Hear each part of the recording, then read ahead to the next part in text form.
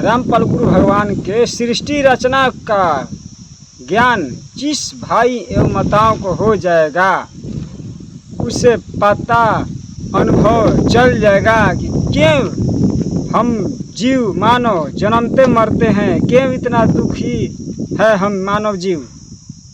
और मानो तो मानो ब्रह्मा विष्णु महेश भी क्यों जन्मते मरते हैं। तो देखिए सृष्टि रचना रामपाल गुरु भगवान जो यहाँ दर्शाए हैं, यहाँ दिखाए हैं चित्र के रूप में, यहाँ यह दृश्य के रूप में, यह सतलोक के रूप में। सतलोक में जो घटना हुआ, जो दृश्य हुआ, उसको यहाँ दिखाया गया है। ध्यान से देखिए कि क्यों इतना हम लोग दुखी हैं, क्यों वे संसार बना, क्यों बना, किस लिए बना। ध्यान से देखिए। सत्सा है। राम राम। 11वां तस्वीर देखिए ध्यान से। परमात्मा कबीर साहेब जी के आदेश से अचिंत जी और अक्षर पुरुष एवं ज्योति निरंजन तीनों एक ही द्वीप में रहने लगे, अर्थात 3 भगवान ने एक द्वीप में रहने लगे। और द्वीप में एक भगवान एक द्वीप में रहते थे, लेकिन 3 भगवान एक ही द्वीप में रहने लगे। कुछ समय के बाद ज्योति निरंजन के मन में काल भगवान के विचार में आया कि एक द्वीप में हम 3 लोग रह रहे हैं। उसके विचार में आया कि अलग स्थान पाया क्यों नहीं जाए। एक पैर पर खड़ा होकर उसने 70 युग तक तप किया। उसके बाद परमेश्वर कबीर साहब जी ने ज्योति निरंजन अर्थात काल भगवान की इच्छा अनुसार 70 युग तप करने के फलस्वरूप उसे 21 ब्रह्मांड प्रदान कर दिए। फिर ज्योति निरंजन के अर्थात काल भगवान के मन में इच्छा हुई कि इन ब्रह्मांड में अर्थात 21 ब्रह्मांड में रचना करने के लिए सामग्री चाहिए। इसलिए उसने दूसरी बार 70 युग तक एक पैर पर खड़ा होकर तप किया। ज्योति निरंजन अर्थात काल भगवान को तप करते देखकर उस पर मोहित हो गई हंसात्माएं, अर्थात असंख्य हंसात्माएं।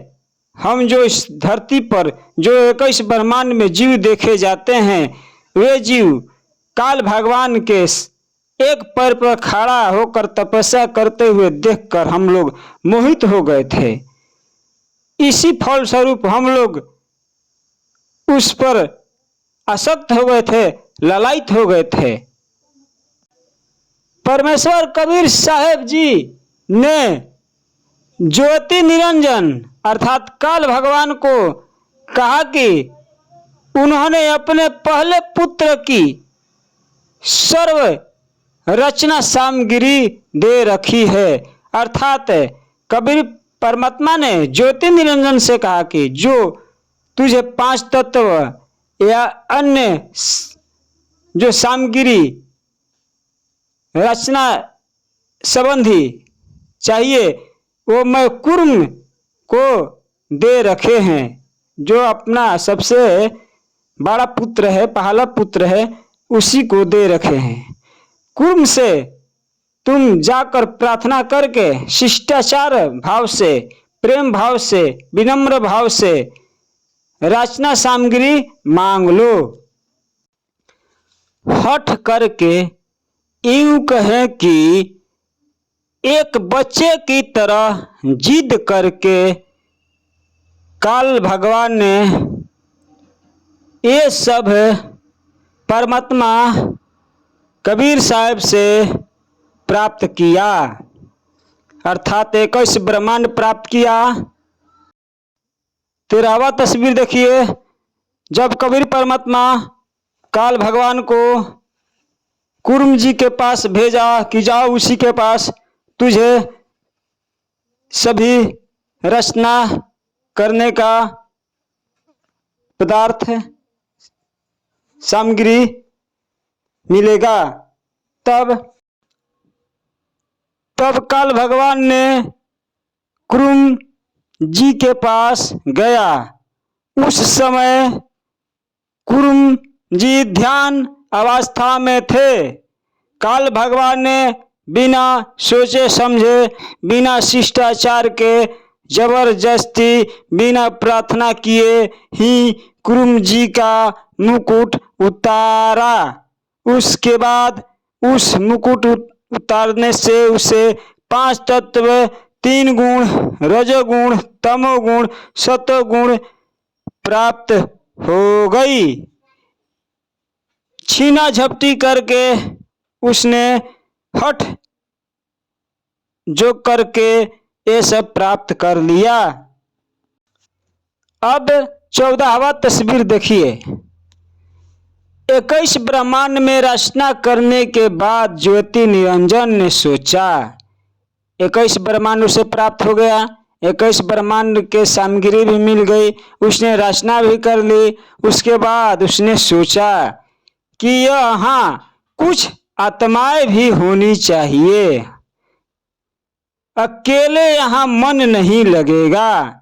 इसलिए ज्योति निरंजन अर्थात काल भगवान ने तीसरी बार 64 युग तक फिर एक पैर पर हठ जोग अर्थात खड़ा होकर तप किया।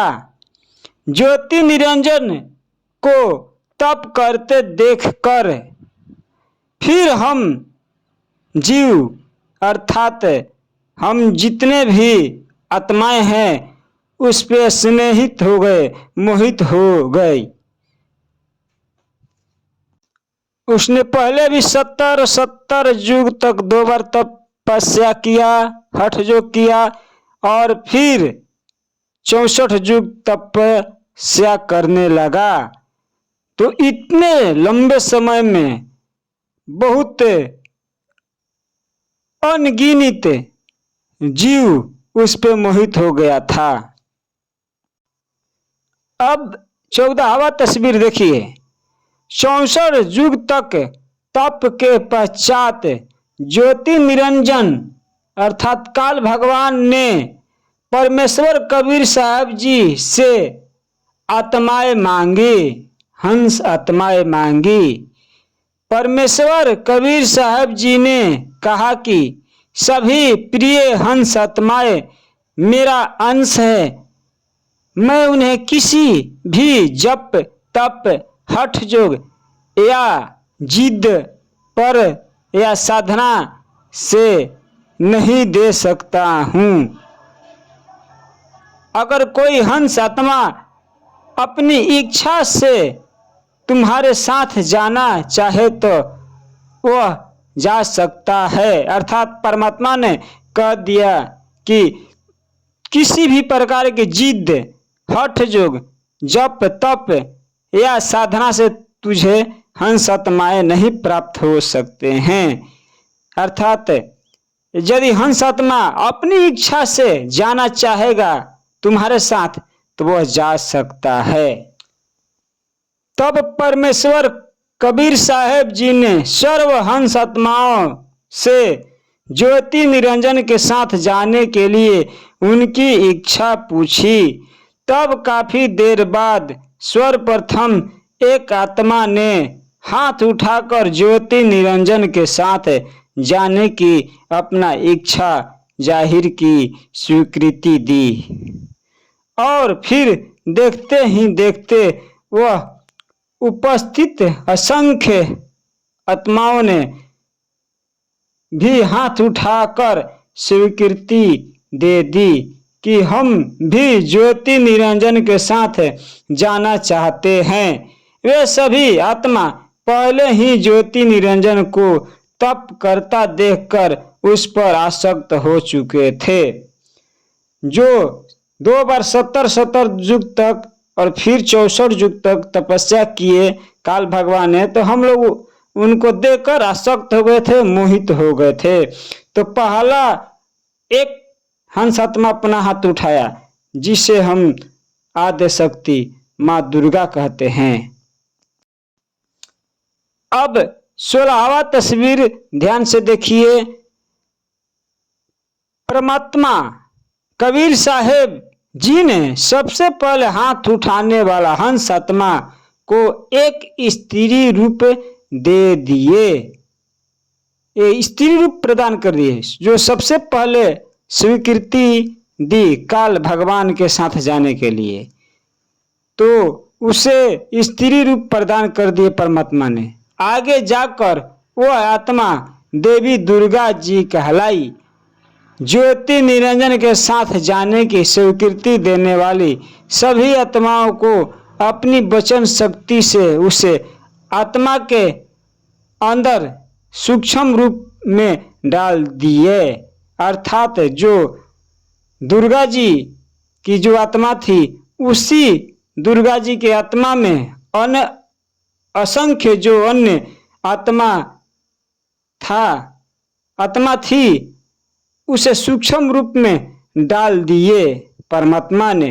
एक ही आत्मा के अंदर सभी आत्मा को फिट कर दिए सूक्ष्म रूप में, और आशीर्वाद दिया कि अब अपने वचन शक्ति से आत्माओं को उत्पन्न कर सकती हो।